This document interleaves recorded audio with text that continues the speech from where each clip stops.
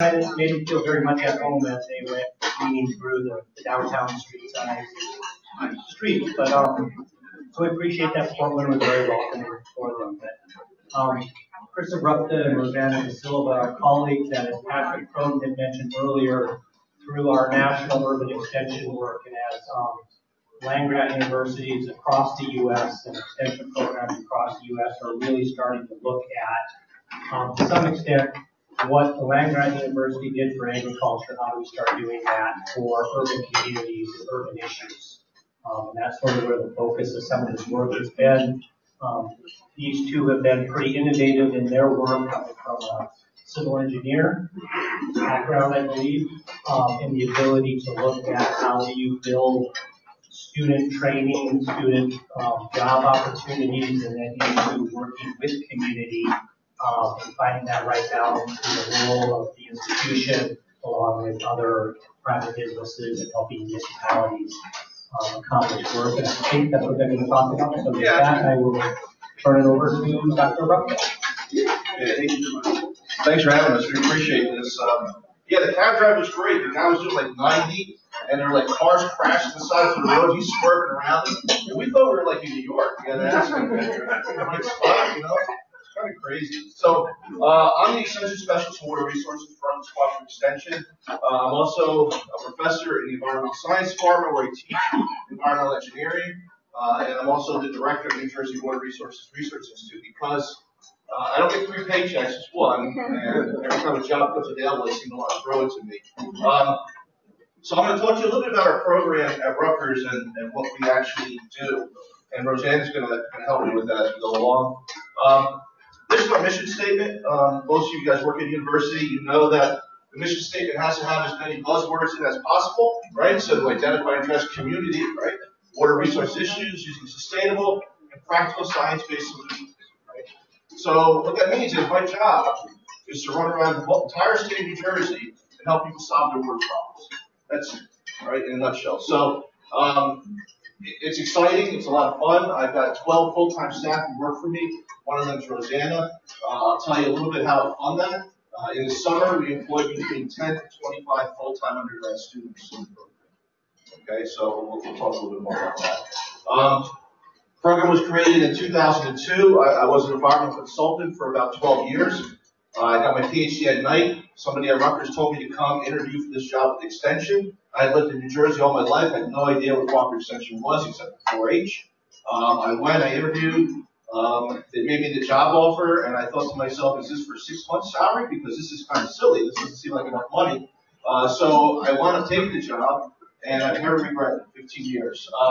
So my focus is statewide. We are the agricultural experiment station, and the cooperative centers under that. I spend about 10% of my time working with farmers. The previous speaker, Bruce, talked about NOCS, and we've got a great NOCS in New Jersey, and they work with farmers. They call me when they need me, but often they've got everything covered. So we mostly work with urban and suburban communities. My annual operating budget's about $1.5 to $2 million a year. We bring that in on grant money. That's all the grant money that we bring in every year. My salary is paid for by the university as tenured faculty. Very diverse staff. We have landscape architects who work for us. We have environmental engineers, civil engineers. We've got environmental planners. We have environmental scientists. At one point, we had a history major. I don't know how she stuck in there, but she worked for us. So a lot of different people. Very effective partnerships. Rosana's going to talk a little bit about that. Cooperative extension has always used to be the only game in town when it comes to agriculture, right? The farmer always goes to cooperative extension because they've been going to them for 20, 30, 50, 100 years. You know, the grandfather went to the ag agent and they helped them. When we go into urban areas, they don't know us in urban areas. They don't know us in suburban areas, right? So it's learning how to work with those partners, and that becomes very important. And of course, everything's about measurable impact, because that's how we get our credit, right? So stormwater management in New Jersey, we love, you know, Scott was talking about adaptive management, so we adapted a little bit, you know, so I started adding pictures to my slides while I was sitting in the back, you know, so I heard that you got animals in your slides, people pay attention, so this is my dean, the grumpy cat, so whenever he finds out that I'm not helping the farmer and I'm downtown Camden, he has that little look on his face. We talk a lot about stormwater management. It's funny because We're talking about green infrastructure now. And we used to call this stuff BMPs, best management practices, you know. And then these bunch of egghead scientists, and I think it was Traver, you will know that started this. They started calling these stormwater control measures, SCMs, right? Because we need as many initials as possible, right? But in the end, we call it green infrastructure. Why do we do that? Well, that's just what money's out there to do, right? Funding this green infrastructure. So that's what we call it now. So we focus on that. But it's the same thing. It's managing stormwater in a very, very unique way. In New Jersey, we've got 565 municipalities. New Jersey is a home rule state, right? So there's 565 mayors with their little kingdoms, and it's very hard to work in that kind of environment. Of those 565 municipalities, 21 of them have combined store overflows, right? So in those 21, for the most part, are the environmental justice communities in the state, right? So they're the poorest communities. It's where, you know, folks don't really have a lot of money. There's not a lot of jobs. So these are the older communities. So that's where all these combined store overflows happen. So we have no regulation in New Jersey like Philadelphia has, New York City has, and you guys have out here where there's an administrative consent order, and the town with the CSO has to remediate that. We don't have that in New Jersey. We're developing long-term control plans, but nothing is required of any of these guys to do any green infrastructure, any control of these, other than the basic 9 minimum controls that they had to do early on. So 5 years ago, we started working with these different groups to try to figure out how we can implement green infrastructure at a community level.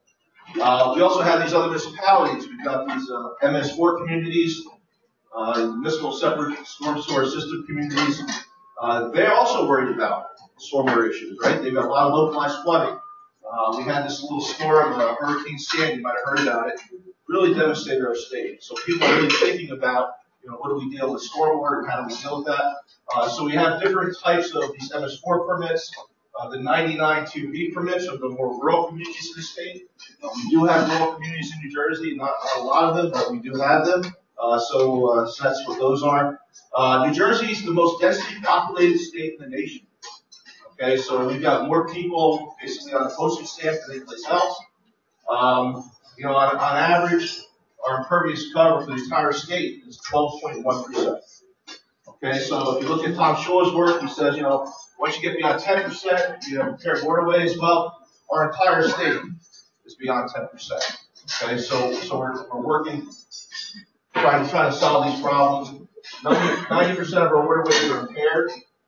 So when we think of green infrastructure, we don't think about these big watershed natural systems that we heard talked about earlier.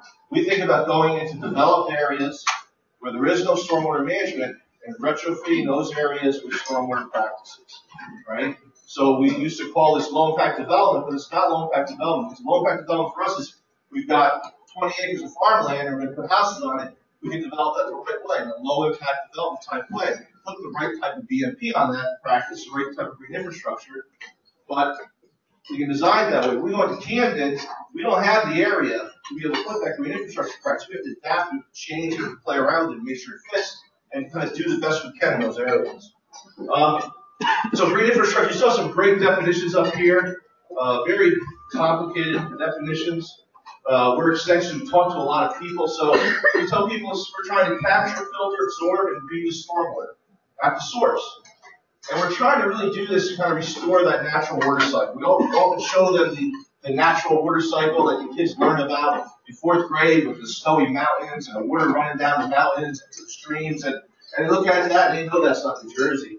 And we show them the developed water cycle with all the houses and development. And you know, so we're trying to make one turn back into the other, and we're using green infrastructure to do that, you know. So we've been doing this for a while. We kind of came up with this process, right? So we said, okay, what do we try to eliminate? Let's depave. Now, my wife was an English teacher, and she keeps telling me depave is not a word. It should be unpaved. But I told her, I said, if I Google it, it comes up when the sites come up. So it must be a word, right? On Google, right? So let's depave it. Let's get rid of it, right? So that's our first thing. A lot of times we can't do that, so we try to change it. Let's change it to something that infiltrates, right? So we can use these grass pavers, we can use porous asphalt, impervious concrete, you know, something that's going to allow water to pass through. We can still drive the fire truck on it, but now it infiltrates, we can store water underneath it, so can we change it to something that's that's functional. But mostly what we're trying to do is disconnect it. We're trying to stop the water from running directly from the rooftop, from the roadway into our streams, and intercept it, disconnect it, capture it before it gets there, treat it, infiltrate it, hold it if we have to, let it out slowly, but not let it get right there immediately, right? So that's a big thing. And wherever we have a chance, we try to reuse it, right? This is a project we did in Newark. They got a community garden, and they don't let us put a water spigot on a vacant lot. Because who's going to pay for that water? I mean, that water might cost $100 a year. The water company can't afford that, you know, so we can't put a spigot on the vacant lot. So we put in these rainwater harvesting systems. So we knock on this guy's door, and he says, you know, we want to harvest rainwater from your rooftop. And he said, what would that look like? Well, that would look like Rutgers coming from all new gutters on your house. Oh, great, when can you start? So everybody gets something, right? So we've been doing that, and the overflow goes to a rain garden. So that's a lot of what we do. So here's some of our programs that we do. We've got this technical assistance program for CSO communities. We get a lot of funding from private foundations to do this kind of work. We're creating these municipal action teams, and Rosana's going to talk about that in a minute. We do this education outreach programming. We develop these green infrastructure feasibility studies. We do these demonstration projects, and then we help them get low-interest loans or funding to build the projects. Right, so it's not unusual for my undergrad students who work for me over the summer to actually be out on site, identify where a project should go on the site, come back to the office, get the surveying, go out and survey the site, come back to the office and design it, and then we actually go out and build it. So they get from beginning to end, right? So it's a pretty unique process, right? So we do these green infrastructure feasibility studies, go out into the city, we look for project sites, we work with the community, and we put together the study. We actually do the designs, and we build the project. This is a school in Jersey City. This is their downspout. This is where the kids walk to go to school. This is where teachers park. When it rains heavy, the cars get flooded, and the teachers lose their cars, right? So that's one problem, and this goes on all the kids. And then you know what? In winter, it's cold. You know, it's cold like it does here. And water turns to ice. Did you guys know that? You can put salt down for that, by the way, just so you know. But anyway, so this is the issue. So what we're doing is we put in these stormwater planters. We change out the sidewalk with pervious concrete. We put in some tree boxes, and we put all this in, and we help the city of Jersey City get funding for this from a low-interest loan program. In New Jersey, we've got a low-interest loan program where if you're doing green infrastructure for a combined sewer community, you get 50% principal forgiveness. So if they borrow $1 million, they'll have to pay back $500,000. So it's a pretty good system, right? So that's some of the stuff we do. We work for Impervious. We used to call us Impervious, stormwater management for impervious surfaces for climate resilience. But we got this president who doesn't believe in that, so we took climate resilience out of that. We don't want to get in trouble, but everything we design is for a larger storm. For the more intense storm events, so it is climate resilient, right? So we started doing these impervious cover assessments. We started working with communities and doing workshops, and then we do these impervious cover reduction action plans, demonstration projects, and we actually help them change their ordinances. So these are some of my students out here working, but real quick. Impervious cover assessments meant to scare the hell out of the town, right? We show them, here's your land use. In this town, they got 50% urban. Somebody showed a slide before, 12% urban or 15% urban. And I'm like, wow, it's like heaven. I wish I had that in Jersey, right? So, but this is a typical town in Jersey, right? This is Salem City. You can see the two watersheds that are there. And then we show them the impervious cover. We tell them about Schuler. This guy, Tom Schuler, really great guy. Just don't be stuck at the bar with him because he's very expensive to keep buying him drinks, by the way, so just so you know. But so talking to him, he's 10% bad. Right? 25% is horrible, right? And you know, look where these guys are. On average, the town is 21%. So now I got the town scared, and they're thinking about, well, maybe we should do something about this, right? So we go ahead and we identify projects, and we do a impervious cover reduction action plan. We go and identify sites. We have a bunch of things we call look here first sites. So we look at all the schools, right? Because schools have lots of impervious cover, rooftops, parking lots. Schools also have kids, right? So you might think we can educate them. I think of them as free labor, right? We put a garden, they go out, they learn how to dig holes. They learn that digging holes in the ground is hard for a living, and maybe they should go to college. You have to dig holes in the ground, right? So I'm doing their parents a favor. Then I remind them I've got a PhD, I'm out there digging holes in the ground with them, so maybe college is not important.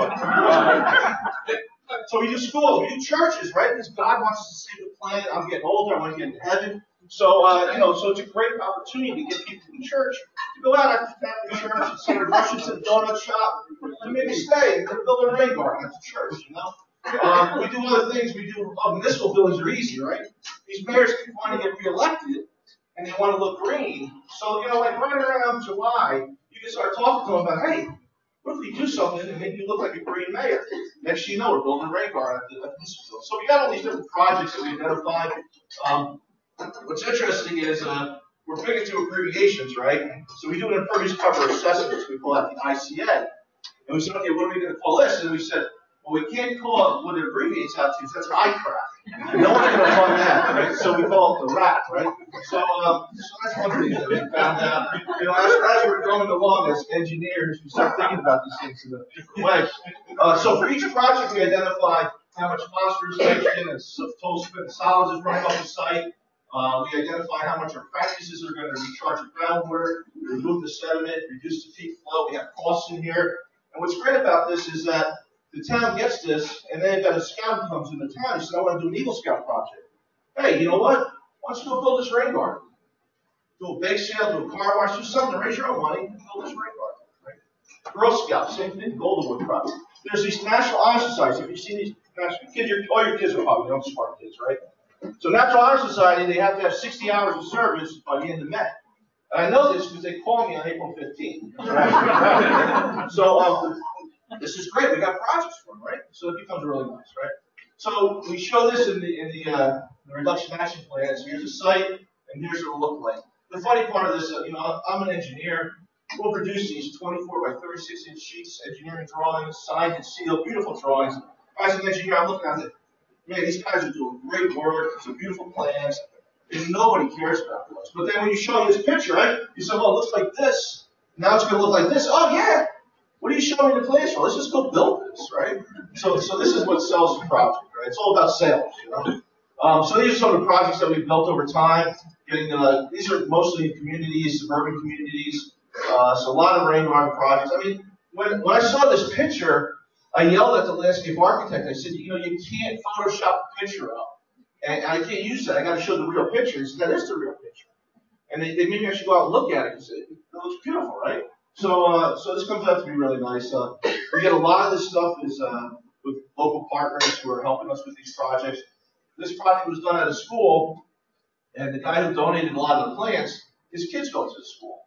And we needed someone to dig it out. And Thompson said, listen, we can dig the garden out. It's 2,000 square feet.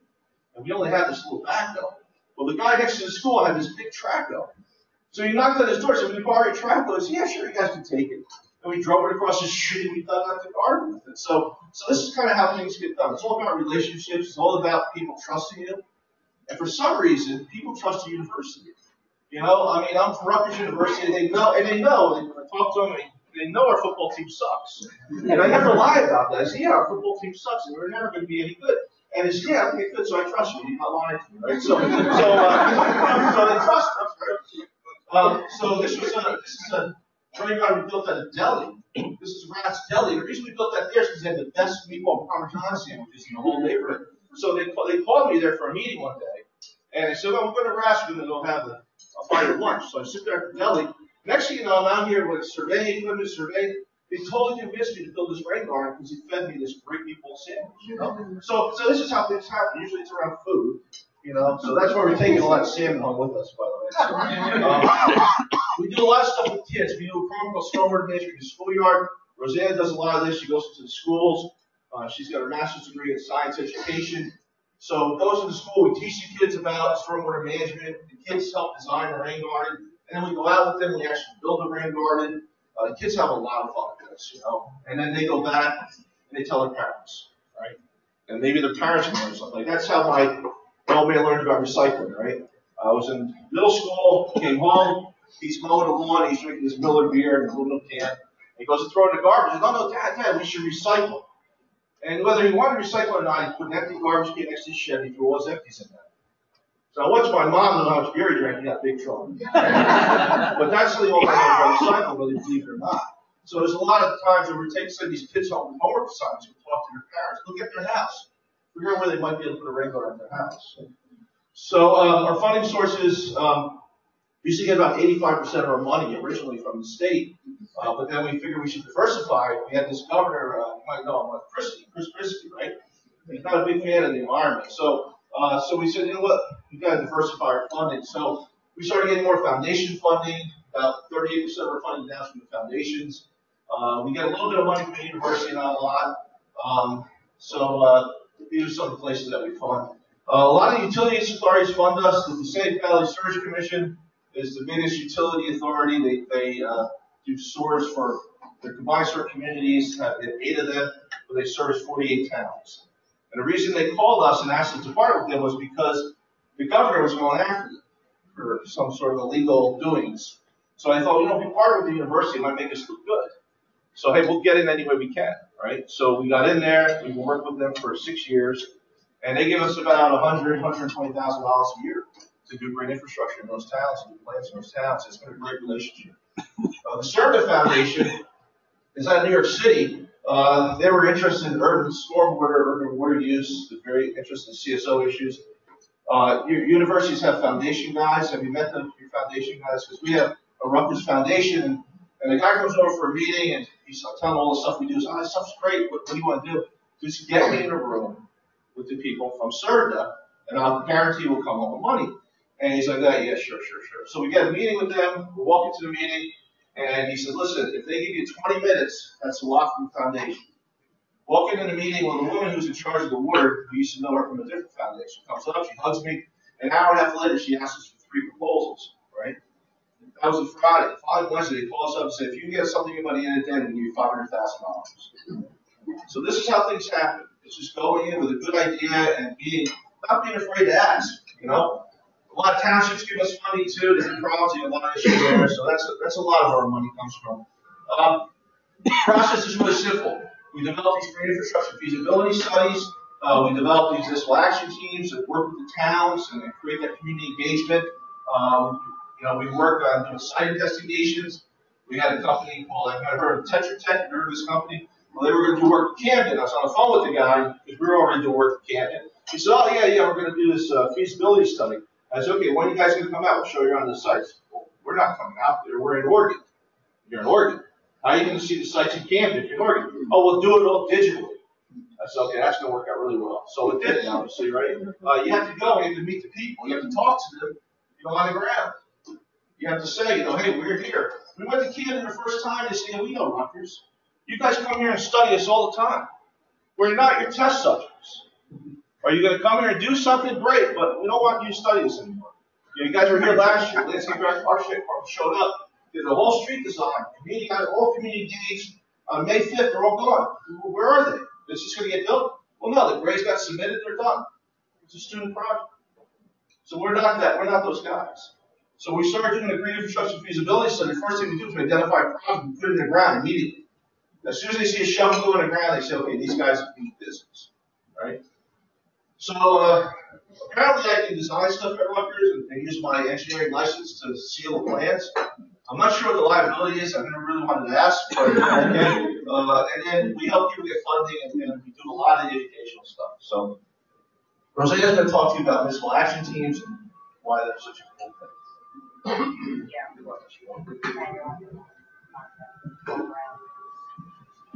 Okay, can everyone hear me? Okay, cool.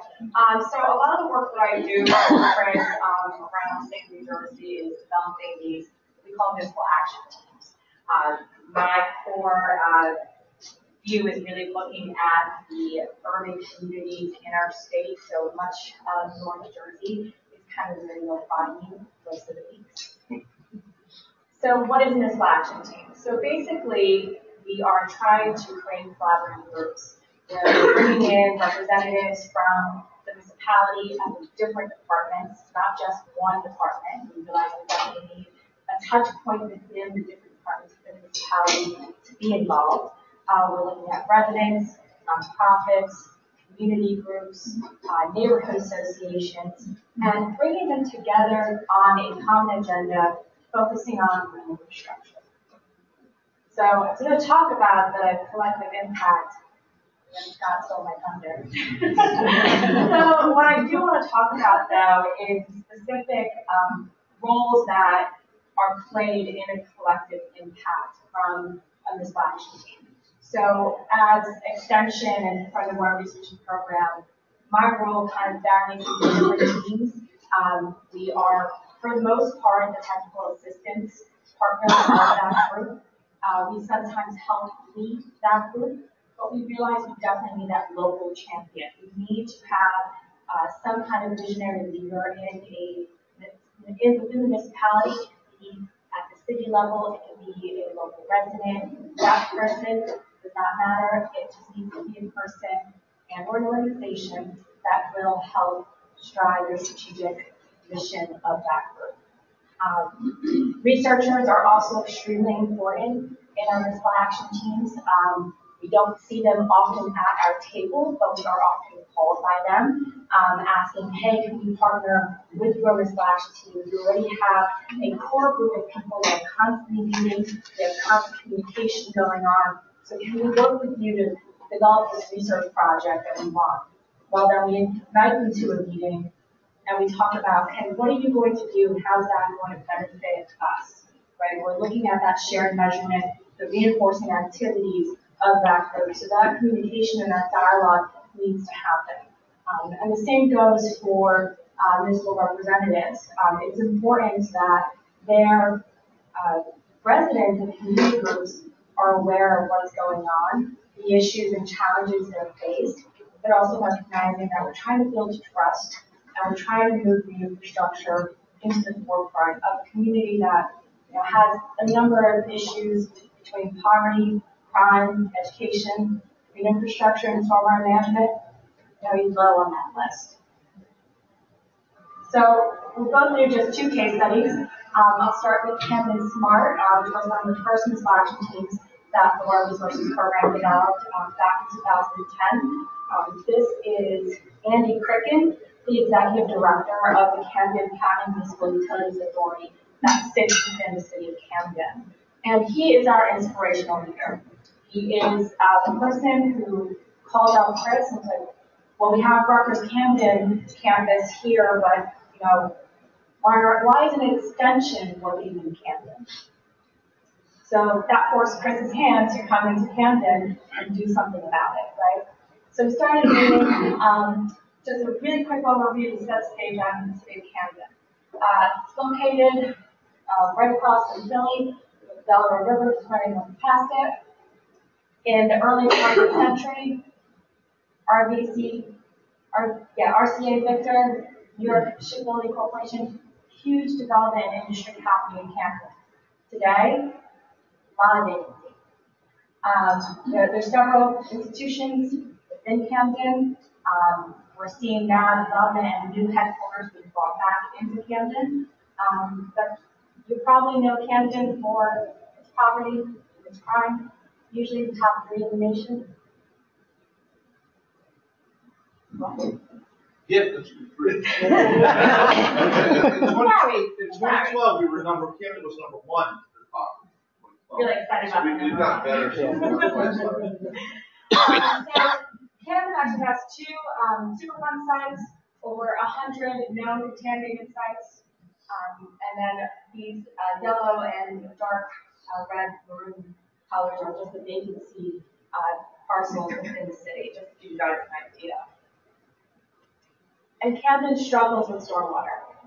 The sewer system and water system in the city of Camden is nearly 100 years old. So just think about that, 100 years old, an infrastructure system that you depend on every day. So the Camden Smart team is actually a very high-level municipal action team, which is why I wanted to showcase this one specifically. So you have the Camden County Municipal Utilities Authority, who's our inspirational leader, plays our backbone of support, but over the years, Cooper's Ferry Partnership has a very close connection to the city of Camden. They started taking on the role of municipal action team's coordination and management of that data. So as you go through developing a collective impact, recognize that those roles that you take on in the beginning might not necessarily be the same roles you end up with.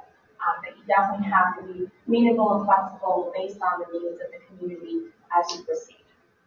And then we also have the New Jersey Tree Foundation, which does a lot of the outreach and education and tries to increase the tree canopy within the city. And we also have the Department of Environmental Protection, who, right, Blockman? Yeah, I mean, they showed up and we started doing something, so they think, right? You know. But they did try to pull the funding. It was funny about that because they didn't want to invest in Camden at all. Yeah. And then we got some other money from someplace else, and we started doing stuff, and they said, wow, stuff's actually happening here. Let's start going to meetings. And then they started giving us a little bit of money so they could take credit for everything. So we didn't care because we could get some money, it's okay, but it's all about that collective, that measurable impact. Yeah, they wanted to check some collective boxes. measures, right? So they check their box, real pleased, we're providing funding for all the work. So Camden Smart has specific goals that they've identified. They're looking at community education, creating that sustainable network. They're looking specifically at green and gray infrastructure projects, so looking at where they can separate their sewer system, where they can build more capacity, as well as how to overlay green infrastructure across the city, which they have so much vacant land that it's so easy to build a rain garden in the city of Camden. And we do a lot of the green infrastructure training as well. So just that measurable impacts and that collective shared activities and how we reinforce one another.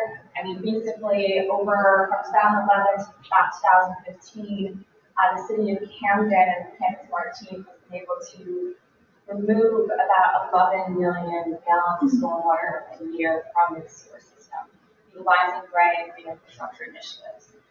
They've engaged between 4,000 residents.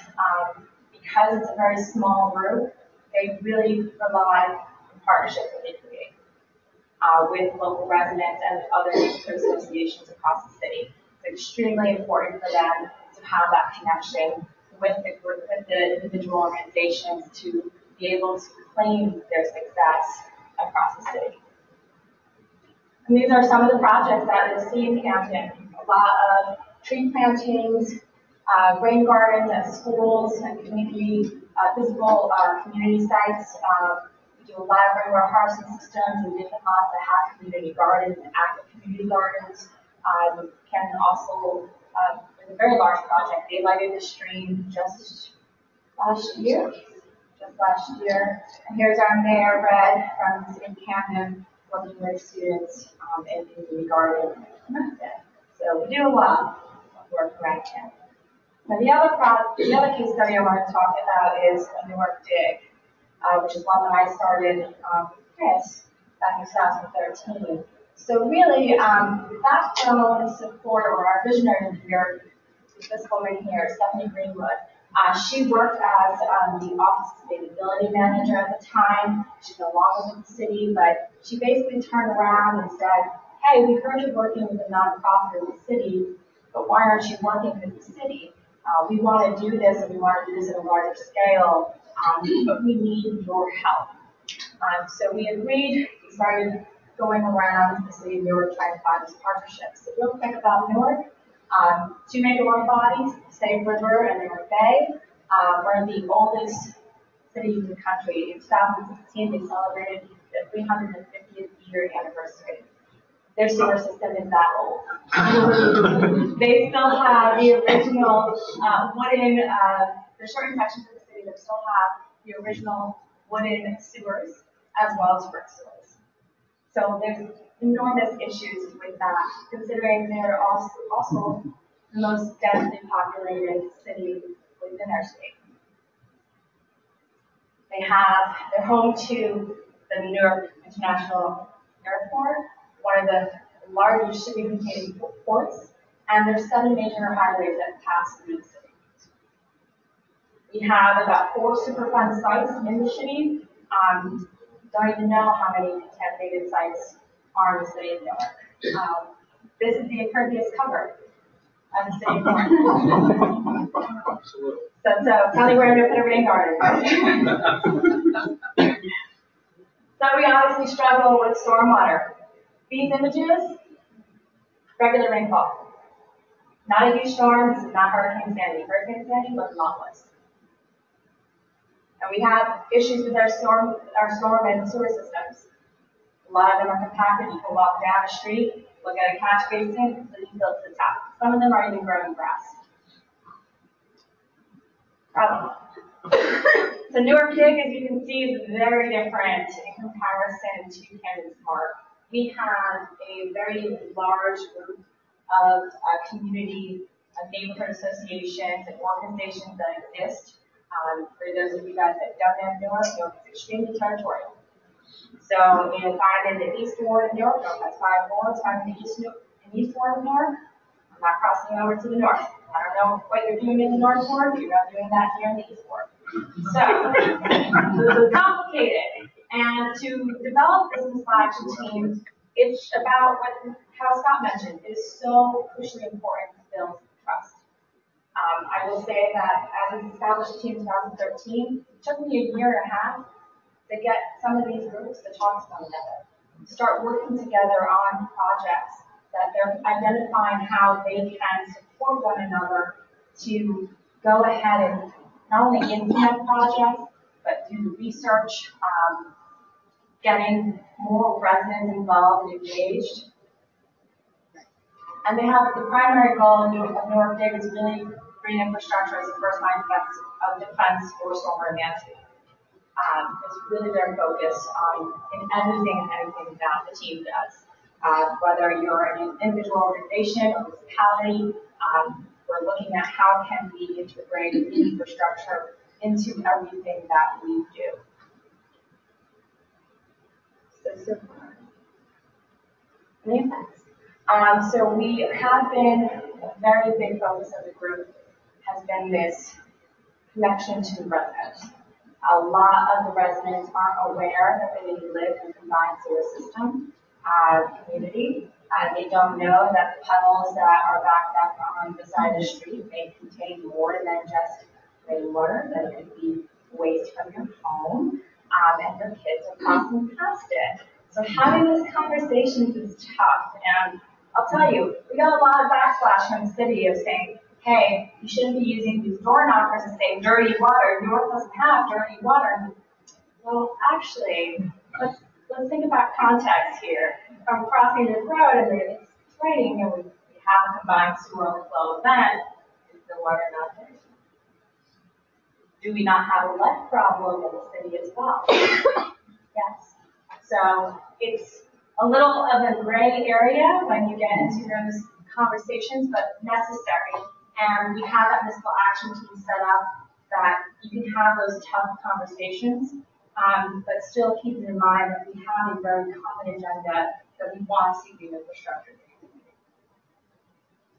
So here are just some of the projects that we've done. So rainwater harvesting system at a lot of community gardens. Rain gardens have been implemented in parks. It's probably the only places that can find a large parcel that I can put a rain garden in. But we also working with the State Valley Sewage Commission. They just transferred their entire front of their administrative building into a green infrastructure oasis. We have now rain gardens out front, forest pavers, pervious concrete, and porous asphalt. They are trying to make claim that, hey, green infrastructure works in the city of Newark. You don't have to go out to the suburbs and do green infrastructure only there. You can do large-scale green infrastructure for the city itself. So, on all of the municipal action teams, this is what I really want to leave you guys with, is how do you work across those partnerships, given that, you could be representing the municipality or a university or a nonprofit group. It's really about education. Residents need to know and be educated on whatever the topic is that you're focused on, whether it's green infrastructure or air quality, whatever. If they don't know, they can't advocate. They can't advocate, and they're selecting municipal officials that aren't going to advocate for what they actually need. The involvement of the community from the beginning is so important. nonprofit groups did not, and a lot of our communities did not want to come in when you're already like 3/4 of the way into a project. That community group wants to be in the beginning. They want to know that you're taking it serious, that their questions are important, that they have a stake in that project, and their success is your success in any work that you do. Building relationships, also very big, and communication throughout the entire process. That feedback loop is so important. To constantly have that, and when it fails, or when you see that it's lacking, recognize it and improve and build upon it. So I think one of the points to make too with these combined soil overflow communities, it's interesting because these combined soil overflows are supposed to overflow into a local waterway, but it doesn't happen. In Camden and in Newark, they overflow into people's basements, to the streets, onto that ball field that you showed you from Camden. You know, if they have a heavy rainfall event, it's not unusual for them to have to go out on Saturday morning and take the toilet paper off the ball field before they play. Now, you know, I don't know. For me, that sounds very medieval, right? And that wouldn't happen in some of our more affluent communities, but it certainly happens in the environmental justice community. So that's a big issue. I was asked a little bit to talk about some of the things that we see are important. We believe that cooperative section has a serious role to play in these urban communities. And I think it's very important that we reach out and we do more of this work. We see a lot of pushback from that from some of our deans because they're all about agriculture. But more and more we're getting requests from these urban centers to get the expertise of university involved. And not just to be the land grant college involved, but to work at that local college. I was sitting at a table with the guys from the City of Portland University. I mean, it would be great if the land grant college works with the local community college or the local college in the city and works together on those things. And I think that's really important to be able to engage students. So that's one thing. Regional and national collaboration, that's one thing that we're trying to do through the National Urban Extension Leaders Group. To understand forms like this. I mean, I sat here and I've been doing this for a long time. I wrote down a lot of those. There's a report of Virginia Tech someone talked about I never even heard of before. You know, so we already downloaded it today. You know, so this is what's really important is for us to share ideas and understand. You know, I'm sitting at a table, we're talking about a rainwater rebate program earlier today and some of the things that are going on in this area. So I think that's really important. Stronger linkages between research and extension. You know, I'm a very practically oriented guy, right? So I really believe that there's a lot of the solutions that we need are already out there. But there's still a lot of questions that we have. And the private foundations have already approached us and said, how do we get more of the research at the university and get the knowledge from them that we can use to address these problems?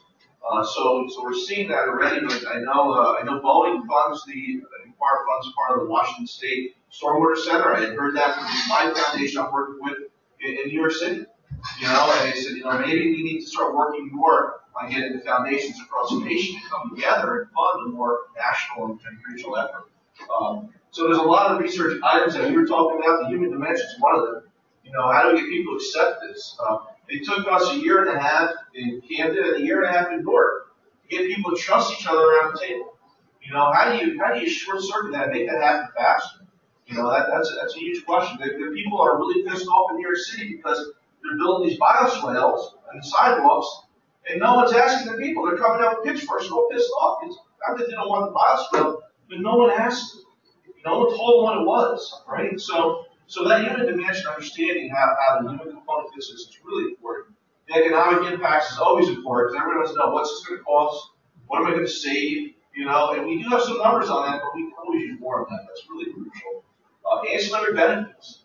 You know, someone says, well, you know, I'm going to build a porous asphalt parking lot, store all the water in that. Well, that's great, but what are the ancillary benefits? Are you sequestering carbon with that? Are you improving the air quality?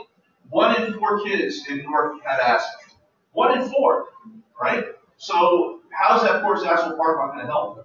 Maybe a green roof's a better option. You know? So long-term effectiveness. Someone mentioned earlier about 20-year stewardship of projects, but we're thinking about, we hear all the time, well, is porous asphalt going to last as long as regular asphalt? And you know what I give the Donald Trump answer? We make the best asphalt here. So what's the answer to that? You know? And maintenance. You know, how do we do a better job maintaining these? How do we get it? You know, so we flew in last night. What did we get here? Like 11:30, right? So for us it's like 3 in the morning, right? So I woke up at 3 in the morning here. I slept for about 3 hours. It's 6 in the morning in Jersey. So I woke up at 3 in the morning. I couldn't go back to sleep. So what am I doing? I'm watching. Washington State has a bunch of maintenance videos. I'm watching the maintenance video on the impervious pavements, on the fire retention. Like, these are great. How have I never seen these before? You know. So you know, I type in Doug Howie's name because I knew he was going to be here. You know, I said, okay, this is great. Let me look this up. And I mean, that stuff needs to be shared. So I emailed it to Rosana and said, put this on our website. And she's up at 3 in the morning too to do this work. So I don't know, it's crazy. But visionary leadership. You know, my deans always used to point me out as, you guys need to be more like Chris in this section. I come from a world of consulting where we used to have to hustle for money, right? And we're afraid to ask to be paid, and we're afraid to ask for what was work, right? So when Andy Cricket called me up from Camden County, he said, listen, why are you working with Camden the way Drexel's working with Philly? And I said, I don't know. Let's talk about it. I left that meeting with a $3,500 contract. 3 months later, I had a $90,000 contract. So I knew what to ask for.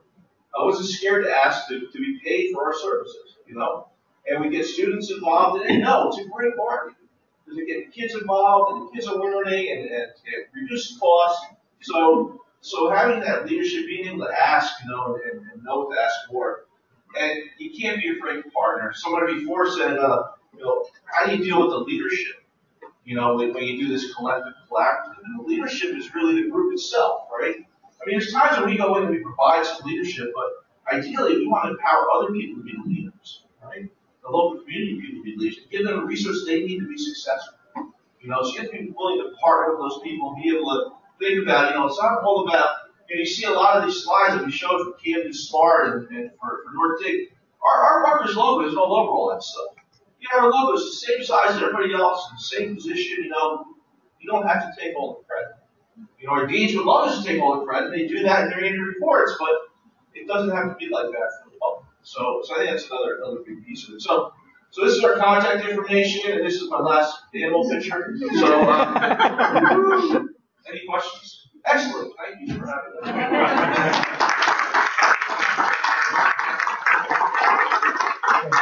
We have time for some questions. Are there any questions from the general public?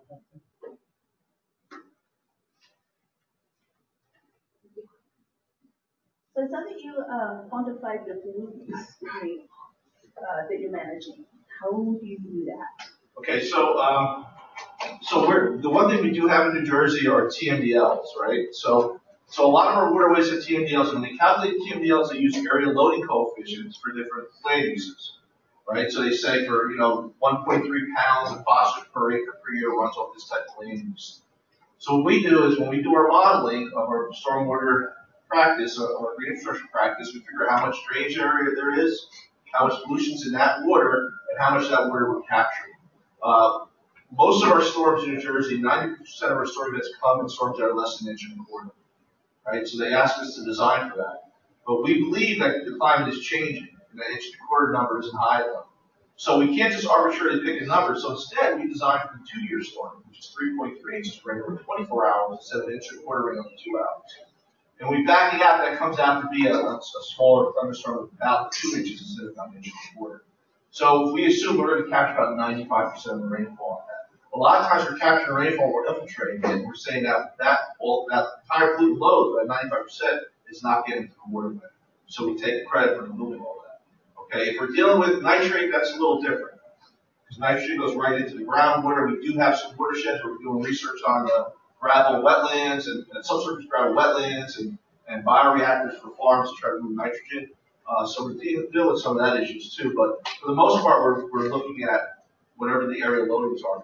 We don't have money to do sampling. We rely on people like the University of New Hampshire Stormwater Center, Washington State Stormwater Center, for you guys to do sampling. So I said, well, listen, we built a bioreactor system very similar to the way they have here. And they say we're going to get 80% removal, we're going to use 80%.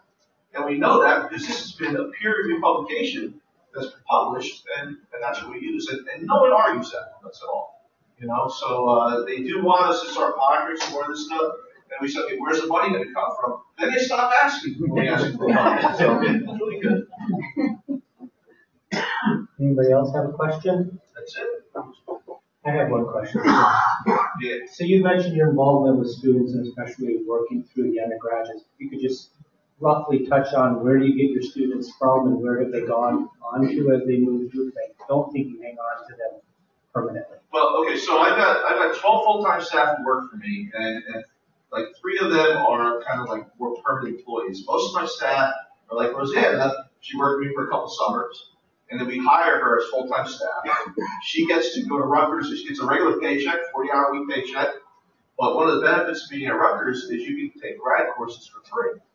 So it's my way of giving Rutgers the old "Are you screw that?" You know. So she gets to go to grad school for free, and while she works for me, and she wants to take a class during the day, I let her take it, and she makes up the time. So she gets paid, she pays student loans, she gets her master's degree, and after 3 or 4 years, they tend to move on. So that's one way we do with the full-time employees. Our undergrad students, we try to get a mixture of engineers, scientists, landscape architects, and policy people, because we want them all to learn how to work together. When they get a job in the real world, they need to learn how to work together.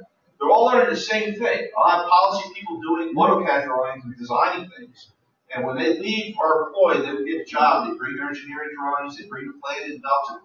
This is what I did for the summer with Dr. Obropta, and they all are getting great jobs. And it's just great. So you don't get that practical experience in class. So we're able to do that to them. So. And we pay all our students. We don't have any free labor. Yeah. You know, if you're doing work, you get paid. We pay our students. This summer we're paying them $12.50 an hour. We can't pay the Seattle living wage of $15 because we're poor, but you know, so that's kind of what we're doing. So, yes. These crappers, to say RAP assessments. Right. Yeah. Right. I mean, that whole process seems so great, and so we have what 497 municipalities. Yeah, we've got about 130 municipalities done already. We're trying to. Yeah, that many done, and so are they banging on your door for this? Yeah, and you know what we've been able to do is we get a little bit of money from different places. And okay, so here's the whole story, right? So we used to do these watershed restoration plans, and EPA came up with that process, and Tetra Tech wrote the book for it, you know, and it's these 9 steps, and you have to do all the sampling. And we found it's taking 2 to 4 years to do one of those plans. It's just for a single watershed, which is maybe 20 to 50 square miles, and not the whole town, pieces of the town, right? Not the whole town. And it's taken us 2 to 4 years to do. So I remember when I was a consultant, a guy came up to me and he said, "Chris, I need you to do this project for what's it going to cost?" So I said, "Well, it's going to cost $5,000 to collect the data, $5,000 to analyze the data, and $5,000 to write the report." So he said to me, "Well, I just want the report. I'll give you $5,000." So I started thinking about that, and I started thinking about these watershed restoration places. We're only using that last chapter to identify some projects. So this is one instance where I can't just write that last chapter. So to do an impervious cover assessment and a reduction action plan, now we roll into a green infrastructure feasibility study that has all our stuff from our green infrastructure manual in it. So it's one completely comprehensive document. It takes us 2 to 4 months to do one of those, and it costs $10,000 to $15,000 per town.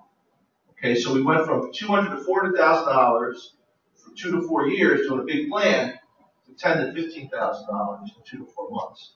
We did 25 of them in the summer with student labor. And 25 towns. And people love it because they get the projects and they say, "Wow, we've got a project." And you know what? There's 10 to 20 projects in the plan. They're not all the projects in the town, but they're enough to get people excited about it. And now instead of saying, "Do I want to do a project?" now they're saying, "Which project do I want to do?" So we change the conversation from, "Do I really want green infrastructure?" to, "Where do I want green infrastructure?" We have to identify all these projects. And that's huge, right? Because now they're thinking about, well, I want one at my school. My people say, "What about this school? And what about my church?" You know, don't put one at his church. I don't like it. So you get this whole argument going on between the national committee. And next thing you know, the DPW guys are out there building these things with us. So the public works guys, they hate this stuff. They actually hate it. They get on site, and we start building a rain garden. By the end of the day, they love it. They're digging it out. They're telling us, "Wait, why don't we move it a little bit this way? Why don't we change this a little bit, make it a little bit easier?" So now they're helping us redesign as we're building it, right? Now, next time there's an area that floods in town, you know what they say? Hey, why don't we build one of those rain garden things to fix that flooding problem like we did over at the park? So now these guys are thinking about it. And you know who stays with the town the longest? The head of the DPW. He'll be there 20, 25 years. His workers, the electors. So once you teach them, they're going to, mayors, they come and go, right? But the DPW guys will be there forever. So it's not a bad model. Yeah, I'd say for the municipal action teams and the nonprofit groups, those reports become crucially important for them to be able to advocate for themselves and look for funding elsewhere where they typically didn't know how to get that funding. They might have the knowledge of what green infrastructure is, but they don't have like, okay, this is what I'm going to do here. It's going to be more like, okay, now I know I'm draining this amount of stormwater off of this property and I'm going to install a rain garden here, and here's the plan that shows my impact. Yeah, we give copies of reports. They go to meetings and wait reports. Oh, we got a report from Rutgers. It's got to be great. Let's do it. You know, it just drives people crazy. I mean, so there's a lot of people who don't like us because of that, because it makes them do stuff. But for the most part, it's been wonderful. And people are banging on the door. What we say is, it's $15,000 through town. A lot of times we can do it for 10 because we have funding from some of the sources subsidized. And that's usually enough for people to jump at. And they say, but the $5,000 they save, they actually put the project. So it becomes a really, really nice story. You have a question over here? Yeah. Do you provide them any education? Hi. Do you provide them any education on continual maintenance or? Yeah. Okay. So every project we do, we give them a maintenance manual. We have workshops on how to maintain things. Now we're going to just reference the Washington videos from now on. But so a lot of times we're going and we're presenting the impervious cover assessment, and that has like 3 sample designs in it, and that gets them excited about, oh, could you look at this site? And they start giving us other sites, and then we go back and present them the whole reduction action plan, all the sites in it, right? And that becomes a really, really nice thing that they can kind of move forward with. So we have an education piece of that. We also hired a woman, a good friend of mine, Charlotte. She did some e-learning tools that we have on our website. So you open up the plan, you download it offline, you open up the plan, and she's got this lovely voice. She'll talk you through it. She'll pour yourself a glass of wine, she'll put a fireplace, and Charlotte will talk you right through your first cover assessment, introduction. It's just beautiful. And everything we have is online. So if